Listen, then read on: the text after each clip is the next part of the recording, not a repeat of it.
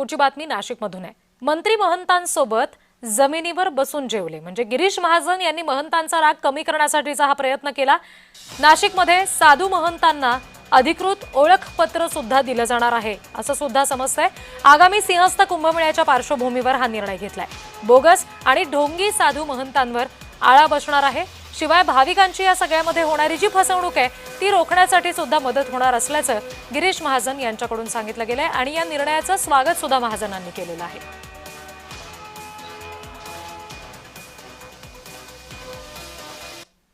हा कुंभ भारतामध्ये नव्हे तर संपूर्ण विश्वामध्ये एक असा दिव्य आणि भव्य प्रकारचा हा चमकेल। आणि ह्या कुंभाची विशेषता अशी आहे की हा जवळजवळ 180 वर्षानंतर हा कुंभ येतो। याची विशेषता अशी आहे की 2 स्नान अमावस्याचे आणि 1 अमावस्याला सूर्यग्रहण इतका मोठा पर्वकाल येतो।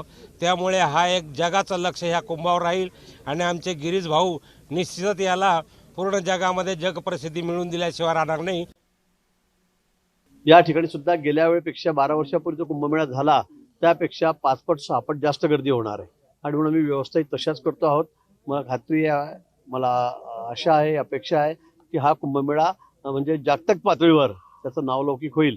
असा जर असेल कुठेही या ठिकाणी गर्दी होणार नाही, फार गर्दी म्हणजे स्टॅम्पेड होणार नाही, लोटालोटी होणार नाही, कोणाला इजा होणार नाही, कुठे जीवितहानी होणार नाही आणि म्हणून हा स्वच्छ सुंदर आणि सुरक्षित कुंभ हा त्याचं नावलौकिक जगभरामध्ये व्हावा अशी आमची अपेक्षा आहे।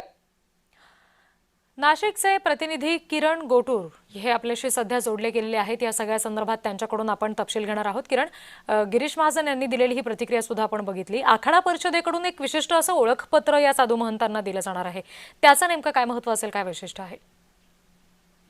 खरं तर आगामी त्र्यंबकेश्वरमध्ये मोठ्या प्रमाणात तयारी ही सुरू असल्याचं आपल्याला बघायला मिळतंय। जवळपास 30 ते 35 हजार कोटी रुपयांचा जो निधी आहे तो या कुंभमेळ्यासाठी मिळणार आहे आणि या सगळ्या अनुषंगाने खूप मोठ्या प्रमाणात गर्दी नाशिकमध्ये आणि त्र्यंबकेश्वरमध्ये दोन्ही ठिकाणी होईल अशा पद्धतीचा अंदाज प्रशासनाला आहे।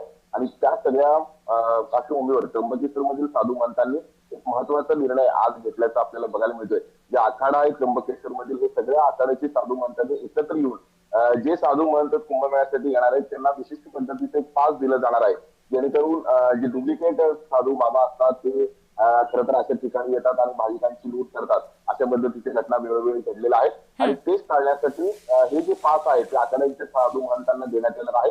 आणि जे शाही स्नान असतात या सगळ्या कुंभमेळ्यामध्ये त्याही सुद्धा अमृत स्नानाला जात असताना ज्यांच्याकडे आखाड्यांचे पास आहेत त्याच खरं तर साधू महंतांना या अमृत स्नानासाठी सोडण्यात येणार आहे अशा पद्धतीचा हा निर्णय आहे। आणि याच निर्णयाचं स्वागत प्रशासन आणि कुंभमेळा मंत्री गिरीश महाजन या दोघांनी केलेली आहे।